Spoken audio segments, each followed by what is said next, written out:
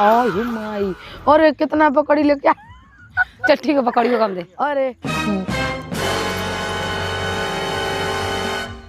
करे ई का करत हो यहाँ का ई का होत ह? अरे भौजी चल हम कहाँ कहाँ ढूंढ के अइली ई तू का करत हो? गलती हो गल भौजी। ये भौजी गलती हो गल।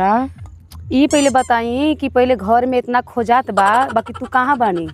अरे भौजी का बताई, आज मन न कर से क्या मौसम इतना बढ़िया है। आय हो दादा हाय देखी तनी से ब्रांड कोनो ले लेही। लेकिन भौजी देखत या तो मन गदगदायल। बा ऐसे काहे बोलत हई? भौजी कैसे कबू ना ना का भौजी कैसे ना ना कबू का कही अभी अच्छा सहू करत बानी, अच्छा लगत बा। अच्छा एगो चीज दे का? आ बैठा। अरे नाही का बताई का का मतलब वो अलग ही अरे लेवल का भैया बनना देख था। लिया तो बोलिए बहू ना बोलिए एगो चीज दे भौजी लेबू। का एगो चीज दे का बताई कबू ना ना कैसे ना कहो बताई का कुछ बात बा बताई। ये भौजी ये के तुम पी ले।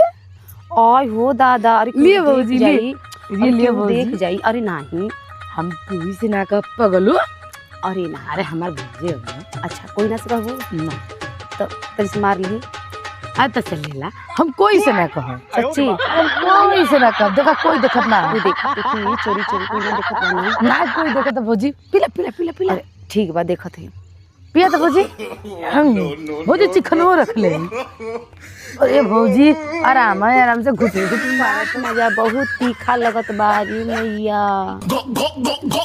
अरे भौजी तुम्हें का हम बताएं तीखा लगत है। ये भौजी ये तो भौजी तब सही कहत है यही से बैठ के पीले तो हम कहत ही काहे बैठ के पीते एमी मजा आवे। ये भौजी मजा आवत है। अरे का बताई एमी कुछ ना मजा है। काहे भौजी हम कहत ही ना के बात बताई का कोई से कहबू ना ना। अरे भौजी हम एकदम ना कहबो। सही चिंता मत करा मर्द, हम भैया से कहबो ना करो। सुनी एक चीज वाले बनी खाली आलू भौजी बतावत है Emotional दाब दे damage. केहू खाली हो गल। खाली ना आधा रखले बानी। अच्छा केहू देखो ना इधर आगे बगल एक चीज ले ली मैं देखी। रुकी रुकी भौजी रुकी। बोला शिवानी देखी What the dog doing? Cigarette उसको कहू से कहबू ना ना भैया से।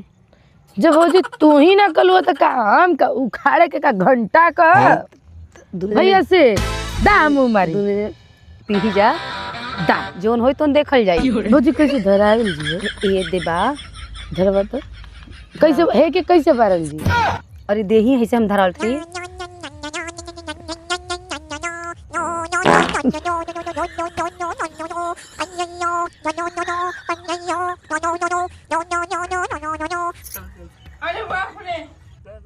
अरे भौजी का कइलू का मतलब वो क्या अलग ही सुनाई लेवल का दिला बनना था। हमरे कनवा में का गलावा। अरे छोड़ी बात के वो भुला जाई है सुनी का पी ली जा भौजी लगल भी तुम हमरे लगा वही ना ता तू धरेबू कि ना। ए भौजी है कैसे धरी हो। अरे भौजी दबत ना हो। अरे पी धराई धराई। अरे ए भौजी ए पगलो हो का सुनी हैसे ना धरेला हैसे भौजी ऐसे धरेला ऐसे धरेला ना। अच्छा ठीक है रुका। ये भौजी धरलस धोई लेलस भौजी धोई लेलस। हाँ ओए भौजी धोई लेलस हाँ आ सुनी पहले धोई लेलस धरा दी। ई पी के ना इतना मजा इमी है ना ओमी मजा ना बा। अरे भौजी कैसे कलुओ ओमी मजा जितना ओमी ना मजा बा। भौजी बेटा तो तोहरे लिए बेटा में हमरे लिए ये ह। हमके बतौलू ना कहियो कि तू लेवेलू। तम बताई तोहरो चोरी पकड़ा गेल तो हमू सबनो आ गेली तो केहू से ना ना कहबू। चला ठीक है भौजी यही बात पर। अच्छा ये भौजी का बोली ई कली है बतौलू ना कि का बोलला।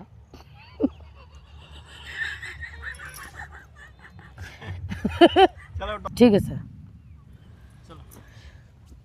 बतौलू है ना भौजी कि का बोलल है।